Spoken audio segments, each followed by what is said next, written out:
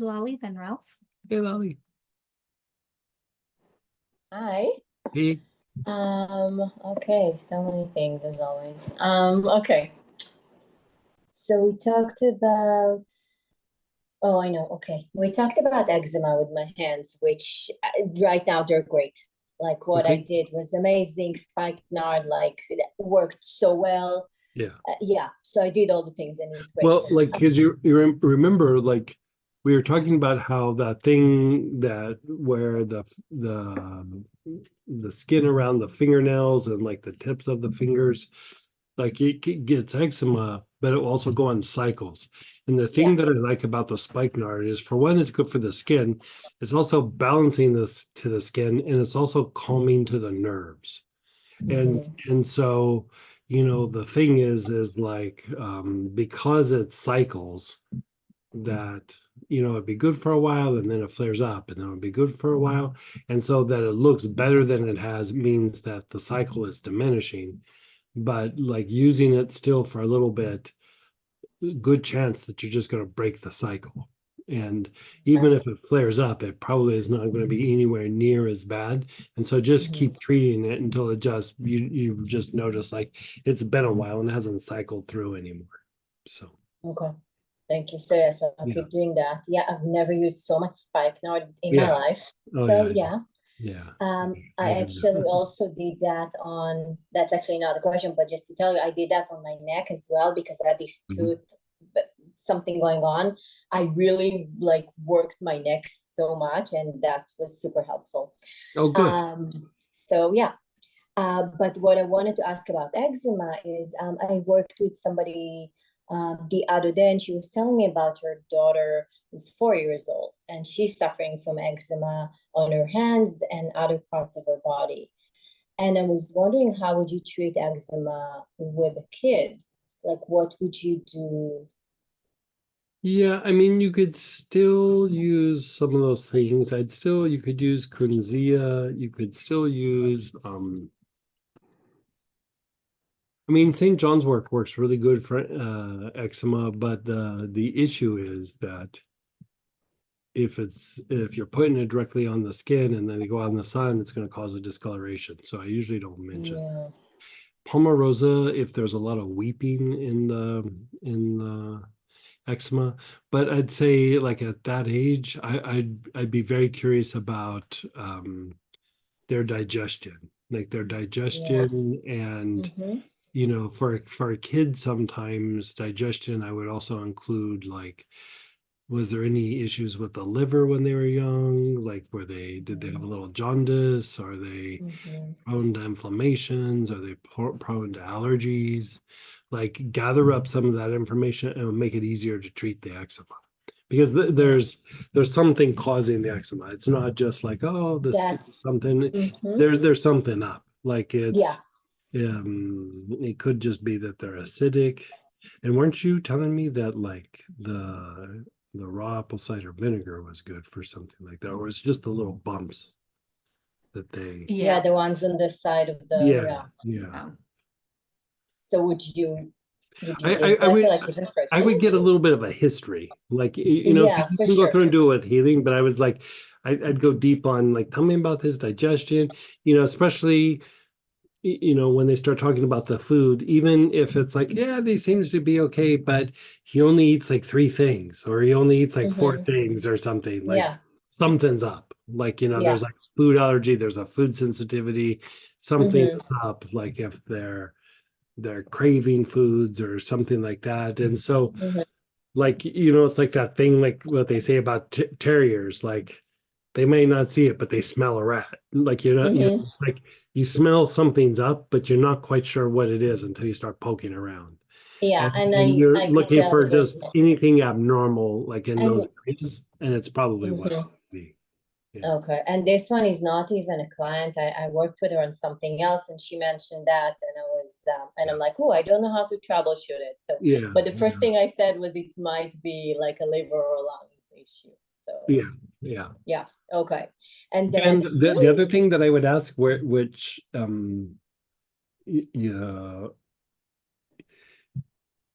like little kids and allergies, weird things can happen that might not happen with an adult. And so I Mm-hmm. would say, like, does he have allergies? Does he have like emotional outbursts? Like, look for, because like little kids with allergies, sometimes they'll have weird, like little emotional behaviors or outbursts that happens when they get exposed to something. And Mm-hmm. so, you're just trying to find like what's abnormal here, like Mm-hmm. and so Okay. is does he have like weird behavior sometimes, like not all the time, but just like from time to time, like Mm-hmm. corn, like when kids are really allergic to corn, they'll be fine and they'll eat the corn, and because corn's in everything, Mm-hmm. and they'll get exposed to corn and they turn into little monsters, and then the corn wears off and then they're fine. Mm. And uh as much as people try to treat that as a behavioral thing, it's actually an allergy thing. Like it's just bad allergies. And so you just got to do a rehab for allergies and things like that. See what's up, see what's going on. But Mm-hmm. at that age, it usually is easier to treat than in an adult, or even like after the age of 10 or 12. It's much easier to treat when they're a little kid like that. Okay. Yeah. Thank you. And then another eczema question. I came Mhm. across all these people all of a sudden. So a good Mhm. friend of mine was talking to her yesterday. She mentioned I started talking about oils and whatever, but she said she has like those weird eczema patches, one of them on her face, the other one on her arm. She doesn't know what to do with that. She's about 76, and she had a really bad back injury a few months ago. But So she had the eczema before that. these, so those, her skin used to be dry, but then they moved and it's not as bad. And no, the eczema came in after. And I Yeah. also asked her about her breathing, and she has issues with breathing. So, and I was like, maybe like something in the circulation is not.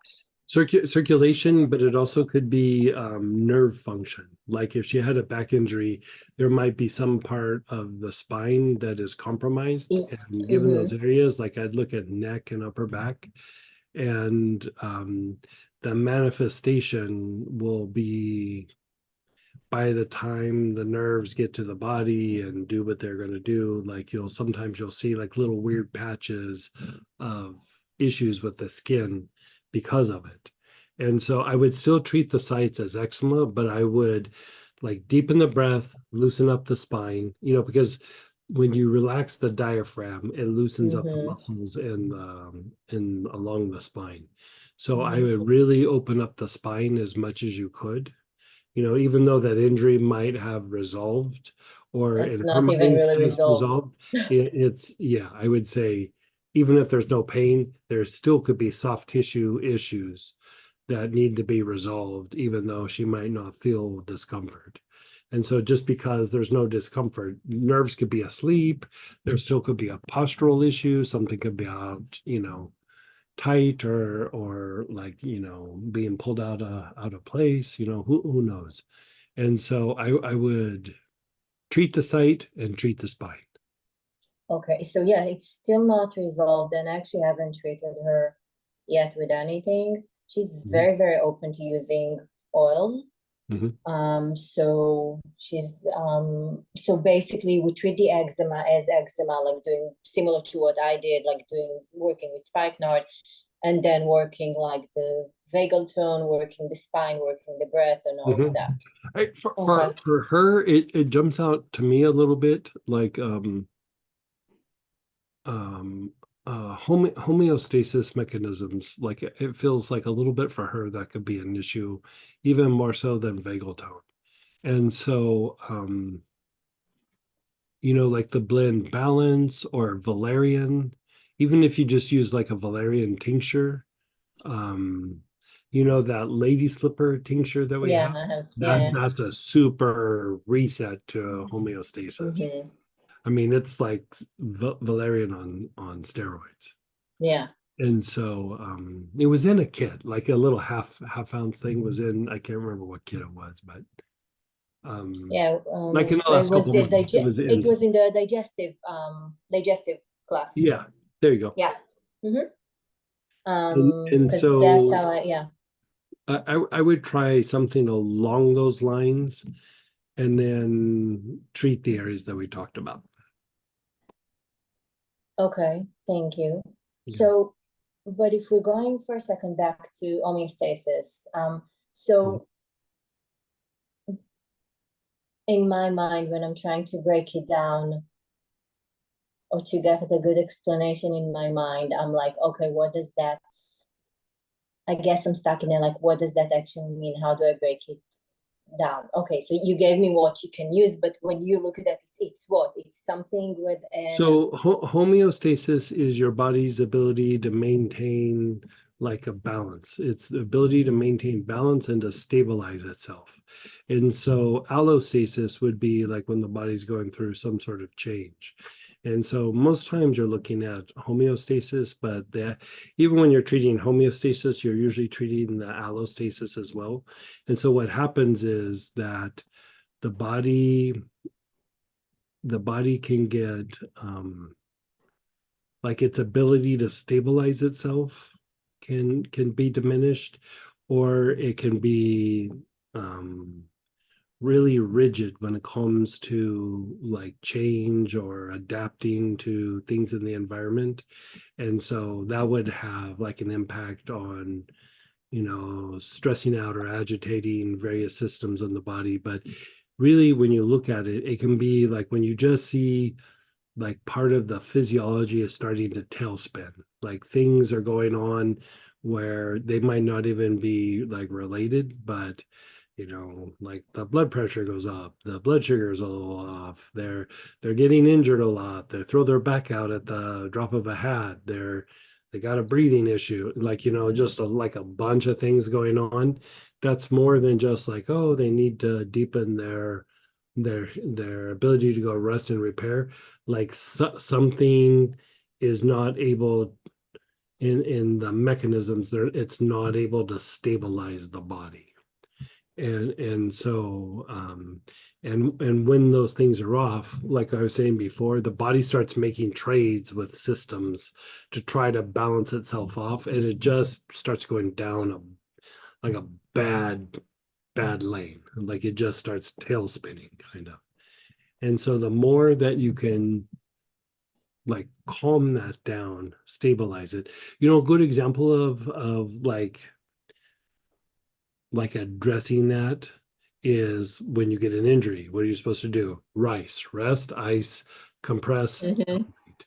The rest part is to stabilize homeostasis. Like you're stabilizing the body, you're letting the body heal. Because if you don't rest, the body kind of, you're starting to run on a little adrenaline and you're starting to tailspin a little bit, and it just doesn't allow for the body to heal itself. So yes, you're dealing with vagal tone, but on a bigger picture, you're also allowing the body to stabilize itself. Okay.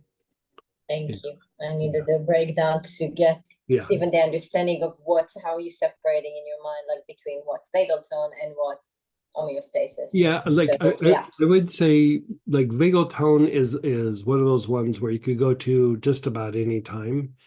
Homeostasis doesn't always need to be addressed, but another good example is like say you're doing vagal tone work and the person's like, I'm still not really sleeping very good. Then like the next level up is like, okay, that is tied to homeostasis. There's a homeostasis mechanism. And so, especially if life is chaotic, they had an injury, like here, Mm-hmm. she had an injury to her back, and so, you start looking at like, okay, homeostasis is also going to, if the body is not able to stabilize itself, then for one, it's going to be hard to go into rest and repair. And even if it goes into rest and repair, it's still not going to stabilize it. Like it might do some things, but usually they're not able to go into very deep rest and repair mode. And so sleep is always a good indicator. Like if they're sleeping good, homeostasis is probably okay. If they're not sleeping good, you start going, well, homeostasis, vagal tone, you start kind of doing the math. And if it's been going on for a while, I lean a little bit more to homeostasis. Okay. Yeah. Thank you. I mean, they're all very similar, but it's almost like a different layer of the onion. You know what I mean? Like, yeah, so Okay. Okay. I am trying to write some of this stuff out um for And you use so that you have like little ways where you can evaluate because you're not really like dealing with, oh, if you see these symptoms, this is what's going on. It's almost like, I don't know, it's almost like bird watching or something.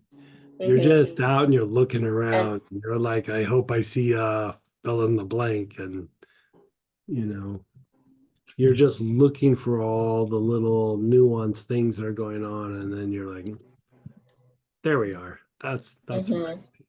yeah. And I remember that there was a class you talked about homeostasis and allostasis, and now I'm realizing it was the Sandalphon, the It was in original one. Sandalphon, We and talked a little bit about that.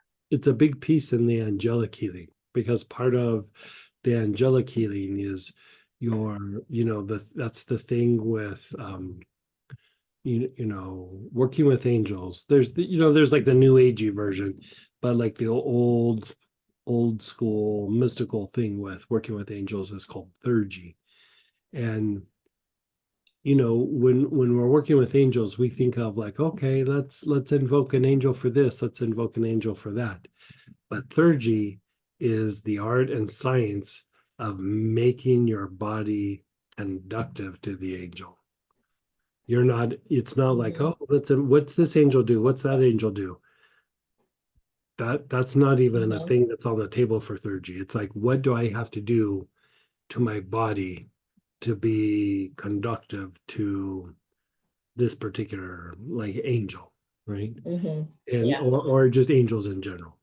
And so it is this way of tempering and causing the body to shift and change, especially your lower nature.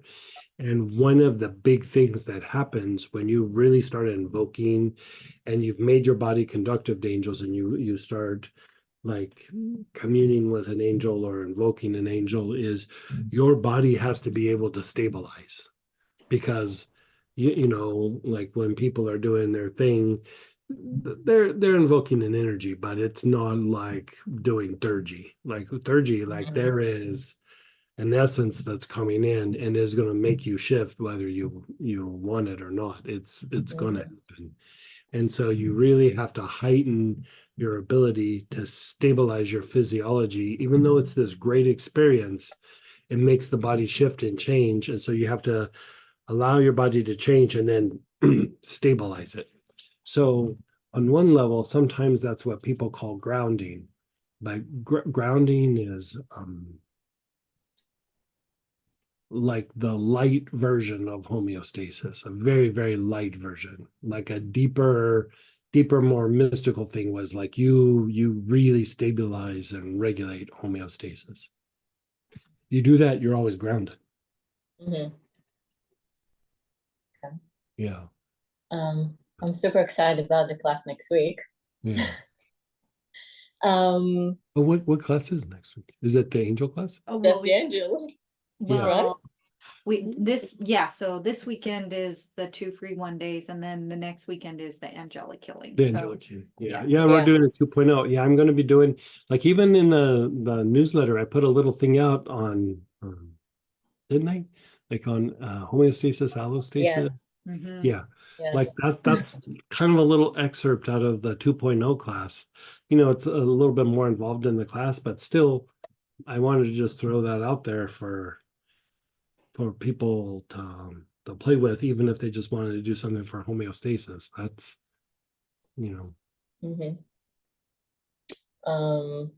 Thank you. And then another thing I wanted to know so I asked something last week about, when somebody gets an IV and they have, what the word I used was hematoma that they have afterwards. I'm wondering what happens if we're not looking at that. We're looking if they have like thrombosis, which is a different thing. Yeah, that's very different. Yeah. So all right. So what I'm wondering about, because the hematoma you said I could use helichrysum on that. Mhm. But if it's like a superficial vein thrombosis, what would you use for that? I would still use helichrysum, but I mean I would definitely also make sure that they're under a physician's care because that Yeah. can be quite serious. Yeah. Helichrysum could still work, but Okay. thrombosis can be a little bit difficult to treat. Sometimes the issue is too, like a couple of times I've used like big dosages of lemon with some helichrysum, and we got the clots to break up, but they still needed to have some medical attention, even though the clots were breaking up, just because there started being movement in the clots.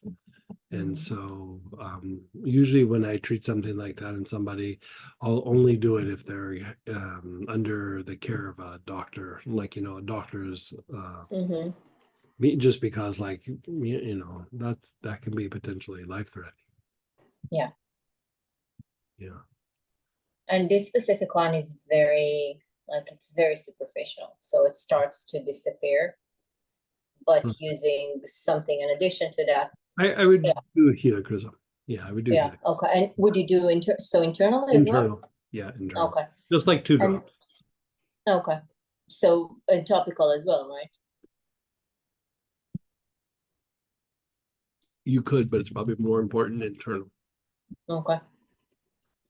Glad I asked. And then